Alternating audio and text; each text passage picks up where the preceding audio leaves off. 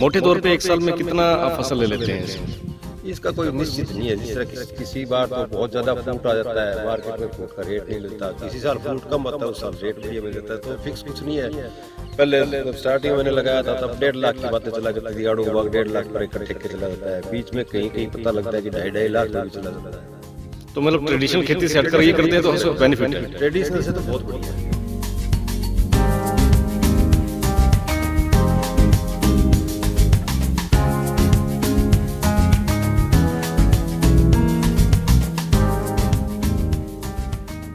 सरकार की तरफ से पौधों में सब्सिडी मिली थी, ड्रिप लाइन बिछा रखी है, उसमें सब्सिडी मिली थी। वाटर टैंक है वो हमने कम्युनिटी बेसिस पे लिया था, 4 फार्मर्स ने मिलकर, तो उसमें पूरा पैसा मिला था। सोलर गैस कनेक्शन दिया है, वो भी सब्सिडी पे था। अब हर साल अगर टाइमली अप्लाई कर दे तो माइक्रो न्यूट्रिएंट का भी कुछ सब्सिडी आती है।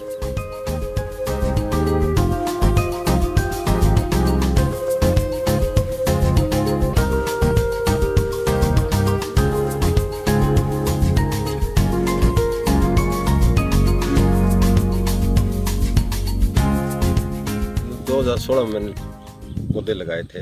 उससे पहले हमारे यहाँ ज़मीन के, मैं ठेके पे ज़मीन देता था, मैं तो बाहर बिजनेस करता था अपना पत्थर का। तो उस टाइम ठेकों के रेट घटने शुरू हो गए, 2-3 साल लगातार फसलें हुई नहीं थी। तो उस वक्त ये सोचा कि पौधे लगा लें, थोड़ी वैल्यू एडिशन हो जाएगी। लेकिन बाद में जब पौधे लगाए तो दिक्कत आई, बीमारी आ गई, जड़ में पौधे ख़राब हो गए बहुत ज़्यादा। फिर बायो प्रोडक्ट्स की तरफ गया कि जो नेचुरल कंट्रोल है, एक फंगस थी, वो फंगस बोवेरिया बेसियाना और एक मेटारिजियम आती है, वो मैंने डाली तो उससे रिजल्ट मिले, उससे मेरे पौधे बच गए। उसके बाद मैंने ऑर्गेनिक की तरफ थोड़ा मन बनाया कि अभी ऑर्गेनिक करेंगे। अभी एक लेटेस्ट कंसेप्ट है रीजनरेटिव का, क्योंकि सीधी ऑर्गेनिक में पौधों का जो पोषण है वो पूरा नहीं दे सकते हम, इतनी कंपोस्ट मिलती नहीं है, ना इतने पशु है, वो महंगी पड़ती है। तो जो रीजनरेटिव फार्मिंग का नया कंसेप्ट है, उसमें सोयल में खाद्य वगैरह नहीं डालनी होती, वो सारी पत्तों के थ्रू ही भोजन देना होता है। और उसमें अभी सीख रहे हैं, बीमारियां भी नहीं आती। बीमारियों का जब आप किसी पौधे को या किसी भी जीव को पोषण पूरा दे देंगे तो वो फिर उसमें बीमारियां आती नहीं है। जो ट्रेडिशनल खेती है उससे हटकर आपने बाग लगाया है, आड़ू का बाग है ये, तो क्या आपको दिक्कतें आई थी और क्या आपको सरकार की तरफ से मदद मिली थी? सरकार की तरफ से पौधों में सब्सिडी मिली थी, ड्रिप लाइन बिछा रखी है, उसमें सब्सिडी मिली थी। वाटर टैंक है वो हमने कम्युनिटी बेसिस पे लिया था, 4 फार्मर्स ने मिलके, तो उसमें पूरा पैसा मिला था। सोलर गैस कनेक्शन दिया है, वो भी सब्सिडी पे था। अब हर साल अगर टाइमली अप्लाई कर दें तो माइक्रो न्यूट्रिएंट का भी कुछ सब्सिडी आती है। तो मतलब ये जो ट्रेडिशनल खेती से हटकर ये जो आप खेती कर रहे हैं उसको वो बेनिफिशियल है, या डायरेक्ट मार्केटिंग जब तक नहीं होती तब तक तो नहीं है कि अब जैसे मैंने बाग लगा लिया, फ्रूट तैयार कर लिया, मैं इसको ठेके पे दे दूं या मंडी ले जाऊं तो भाव नहीं मिलता। अगर डायरेक्ट कस्टमर को कोई सिस्टम बन के दे तो इसमें इंडीड बहुत फ़ायदा हो सकता है। अब मैंने इसमें पौधे लगाए हैं, पौधों के साथ में बीच में इंटरक्रॉप के तौर पे हल्दी की योजना है मेरी, पूरे खेत में हल्दी कर लूँ। उसमें भी जिस तरह पराली है, पराली की मल्च कर दी, उससे पानी की बचत होती है, पौधों के नीचे हल्दी हो जाती है और फसलें होती नहीं है क्योंकि इनकी छाया पड़ती है। तो देख रहे हैं हल्दी पे जाएंगे अभी। मोटे तौर पे एक साल में कितना आप फसल ले लेते हैं इसकी? इसका कोई निश्चित नहीं है। जिस तरह किसी बार तो बहुत ज़्यादा फ्रूट आ जाता है, मार्केट में फ्रूट का रेट नहीं मिलता, किसी साल फ्रूट कम होता है, उस साल रेट बढ़िया मिल जाता है, तो फिक्स कुछ नहीं है। पहले जब स्टार्टिंग में मैंने लगाया था तब 1.5 लाख की बातें चला करती थी, आड़ू बाग 1.5 लाख पर एकड़ ठेके चला जाता है, बीच में कहीं कहीं पता लगता है कि 2.5 लाख में भी चला जाता है। तो मतलब ट्रेडिशनल खेती से हटकर ये करते हैं तो उससे बेनिफिट है। ट्रेडिशनल से तो बहुत बढ़िया है। और जिस प्रकार से जो आज की सिनेरियो की बात करें तो सरकार भी इसको नए बाग लगाने पर भी कोई मदद कर रही है, सरकार देती है सब्सिडी। और हॉर्टिकल्चर डिपार्टमेंट जो है वो आपको टाइम टू टाइम मदद देता है। हॉर्टिकल्चर डिपार्टमेंट में जाके राय ले तो डीएचओ साहब है, ठीक है, वो राय देते भी है।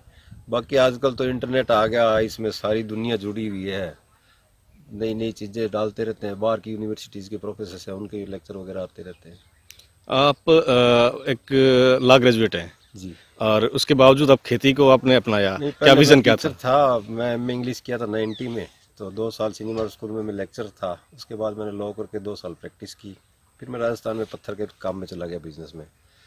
तो उसके बाद वापस आगे 5-6 साल हो गए मेरे को भी, मैं ऑर्गेनिक खेती भी हूँ। ऑर्गेनिक से भी टर्न करके रीजनरेटिव फार्मिंग है, उसके कंसेप्ट की तरफ चल रहा है। जो बागवानी विभाग है तो इसमें जो पिछले साल थी वो सब्सिडी काफ़ी कम थी, और लेकिन अब इस फाइनेंशियल ईयर से 22-23 में सरकार ने हर कंपोनेंट पे काफ़ी सब्सिडी है वो बढ़ाई है। इसी प्रकार बाग के अंदर यदि कोई धान वाली फसल लगाता है पहले और वो अब उसमें बागवानी की काश्त करना चाहता है, तो उसके अंदर बाग हेतु लगभग टोटल 50,000 रुपये पर एकड़ की सहायता दी जा रही है।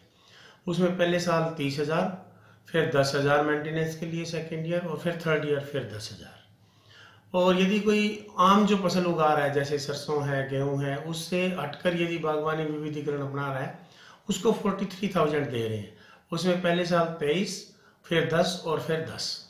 इसमें जो हम बाग कवर कर रहे हैं, किन्नू है, मौसमी है, माल्टा है, नींबू है, अमरूद है, आड़ू है, अंजीर है, ये जो फसलें हैं इसके अंदर जो अपने रीजन में सफलता हो रही है, फतेहाबाद, सरसा, हिसार रीजन में, उस सभी फसलों पर, सभी बागवानी की फसलों पर सरकार के द्वारा सब्सिडी दी जा रही है।